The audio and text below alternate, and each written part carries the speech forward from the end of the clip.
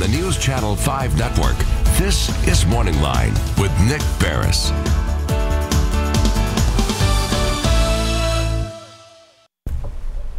Good morning, everyone. Thanks for joining us on MorningLine. Nick Barris here on a Tuesday. It's good to be back live and direct. My thanks to Matthew Torres and Chris Conti for filling in for me while I was gone for a period of time. But back now for the foreseeable future, and this is a live program. We're going to open up the phone lines. You're welcome to join in the conversation. It is good to be back with you, and hope if you had a long holiday weekend, you're doing well. But an important topic to kick things off.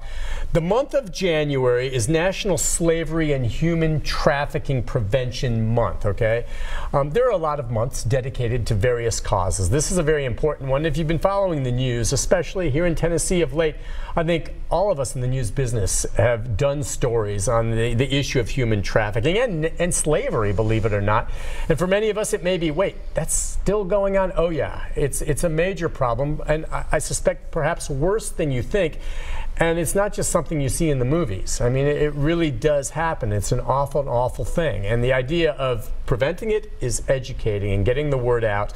Red flags, all of that. And that's part of what we're going to talk about today. And you're welcome to join in the conversation this morning, 615-737-7587, as always. But to talk about it with us this morning, representative from the state with the Reproductive and Women's Health Program, Kelly Luskin. Good morning to you, ma'am. Good morning. Thank you for coming on. And, we have done a lot of stories on this. Yeah. And I was telling her before the show that it's still, even for someone like me in the news business, it's hard to believe the scope of the problem. I mean, you hear the word slavery and you hear human trafficking, and the definition of it, or maybe for some it's a little foggy. I thought that's where we could start, if you would. So, slavery and human trafficking, that's an umbrella term. What fits underneath that? I don't know if it's separate or together, but slavery and human trafficking, how would you describe it? So it can be either sex trafficking or labor trafficking. A lot of times people forget about the labor trafficking piece, but it's where an individual is being either through force, fraud, or coercion, being used for profitability for someone else. Okay, that's a good, straightforward definition. Now, you would imagine in this country, no one's going to willingly volunteer for that. So, of course, they're being. Can you give me a scenario of, and we've profiled some, where I imagine whether you want to use a labor or a sex trade example. So it could be someone's neighbor, a young woman who just suddenly disappears, kidnapped by someone who targets them. They vanish, okay? There's a missing person alert, maybe an Amber Alert eventually sent out, depending on the age of the individual. Yeah. And they vanish, and what happens to them? They lose their control and their freedom, as we talked about. And usually these are vulnerable individuals that are picked up into this.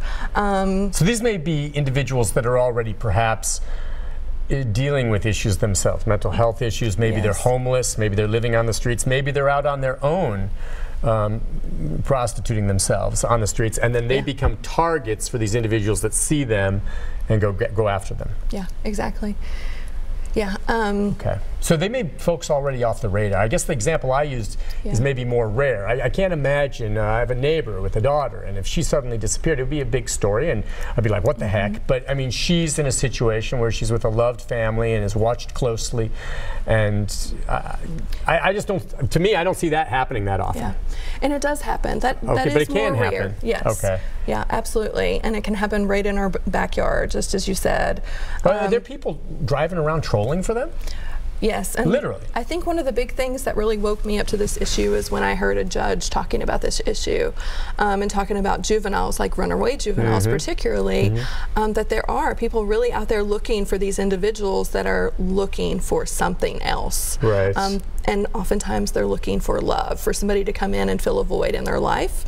And so a lot of times that's how people get pulled into it. They mislead them initially, and before you know it, they're caught into this and they have nowhere else to turn. Right. Just horrible. Is it mostly younger people as opposed to older? What's the demographic? It is more younger. I think the average age is 13. that people get into the human Male trafficking. and female? Male and female. Predominantly one more than the other? Predominantly female. Would that be more for the sex trade, or does that apply as well for when we're talking about maybe folks being grabbed for hard labor? You know, I'm not sure about for labor, definitely for sex trade for sure.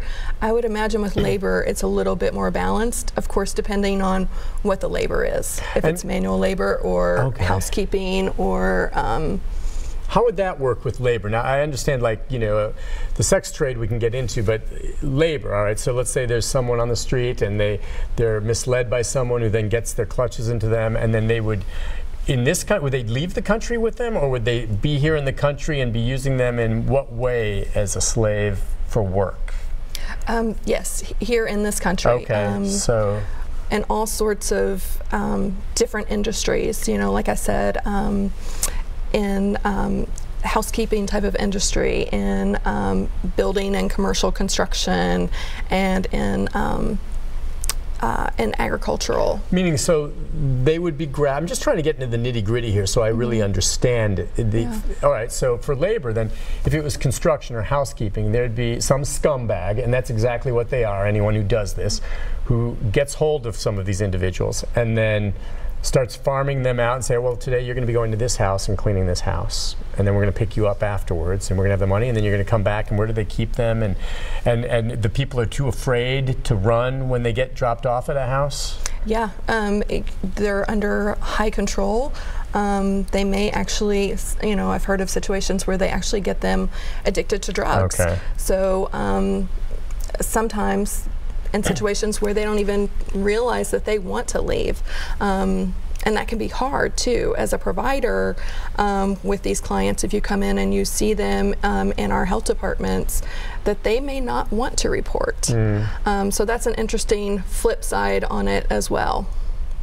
Okay, so as we sit here today, right now, Middle Tennessee, in Nashville, you think there's someone that's in slavery being brought out somewhere and working somewhere as we speak? Oh, absolutely. No doubt about it. I know for a fact there is with the sex trade, people being prostituted out, right? Yeah. But there's just no, in Nashville.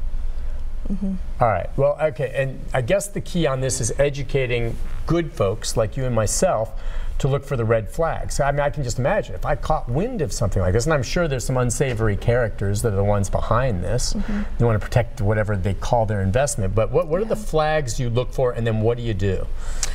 So some big red flags to look for are people that are maybe overly anxious, may not feel like they have a voice for themselves, may have a lot of inconsistent stories, may not even be aware of where they are, because a lot of times these people are moving around all over the place. One city to another. Oh, quickly, it's just shuttled. Yeah. And so a lot of times they won't even know where they are, not really aware of what time it is. Trying to think other big things. So like a commodity being moved around. So like, for instance, let's just say I were to hire someone through an ad to do some landscaping work for me, okay? And then, you know me, I can't shut up. So I'm gonna be out there, you want a bottle of water, what are you up to? And I'll pick up on it if I think someone's strange. And there's a lot of strange people, and there's nothing wrong with that. But if I'm out there talking to someone and they're like, well, now, where am I?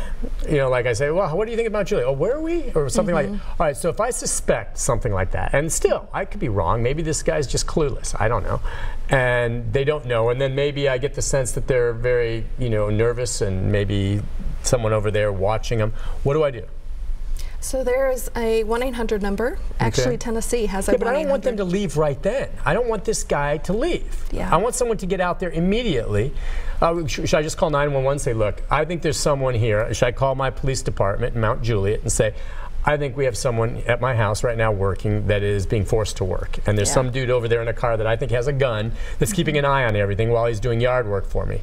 Should I just call 911? I don't want them to leave. I'm not afraid to go, you know, and call this guy out. But if he has a gun, I want someone to come. Yeah, you definitely want to beware of your own safety for sure. But still, I would still call the 1-800 number, the hotline, because they can put you in touch with the police force very quickly. Okay, and there's the number on the screen. It's 855-558-6484. And so at that point, then maybe you get a response to the, so you think there are people right now employing individuals that maybe aren't aware of the fact that they're They see them every day maybe, and they don't know it. Yeah. I'm trying to think of stuff where I've done that, and where I can't think of one where I was suspicious, but I don't know if I would have thought of that. Is that what you're trying to get people to do, to be? Yeah, and there's actually Tennessee, Second Life Tennessee is doing this big awareness campaign called Eyes Up, and where they're really just trying to promote people's awareness, like raising your eyes to it and recognizing it and being willing to report it. Yeah. Because that's I think that's the big issue, is that people aren't aware. They're not suspicious of this. Well, and some people, as many stories as we've done, I've asked you some very basic questions where I wanted to go behind it. I've seen the stories, she's in sex slavery, or she was a slave, or she was a human trafficking. And you see those terms, but I wanted to understand behind it tangibly how it really does work. Aside from just the standard, okay, there's a pimp prostituting out a woman against her will, which is the most standard thing that I've heard about. But, you know, the basics of it, and you're exactly right. You need to be aware of it and then report it. And you get the sense there's some hesitancy from people to report it if they pick up on some of these signals? I'm sure there are. I think maybe even not so much hesitancy of just not being aware of what they're seeing in front of them. You know, just... Or confused maybe, or not knowing what that might mean. Again, like I said, someone who acts a little strange or isn't totally aware, I mean, that doesn't mean they're there could be in a bad situation. There can be all kinds. So would you say err on the side of caution? I would say, and that's why I'd say start with the hotline, because I think they can really help you assess the situation better. Assess it. Yeah, maybe if you don't want to address it right there at that moment, you know you'll be seeing them again, call the hotline, describe what you see, and then if they think that's right, then you say, well, you know what, they're coming back again next week. And then maybe you have someone there waiting for them. Yeah, again, you hit some good red flags, but yeah, someone who's not free to leave or come as they go and wish. Maybe they're unpaid or not making much money, works excessively long hours or unusual hours, like weird hours that you wouldn't expect someone, not allowed to take breaks, seems fearful, anxious, or depressed, not too many possessions, lack control of their money, is not allowed to speak for him or herself. Yeah, inconsistencies in stories, like you say, when you start talking to them. Yeah. All good stuff. Listen, we'll take a break. When we come back, we're going to take some phone calls. If you have questions or comments about that, and we already have some coming in. More we want to talk about, as well as the Red Sand Project as well. So we'll get into more on this very important topic and just get the basic understanding and the word out on how maybe you can make a difference. We'll be back right after this.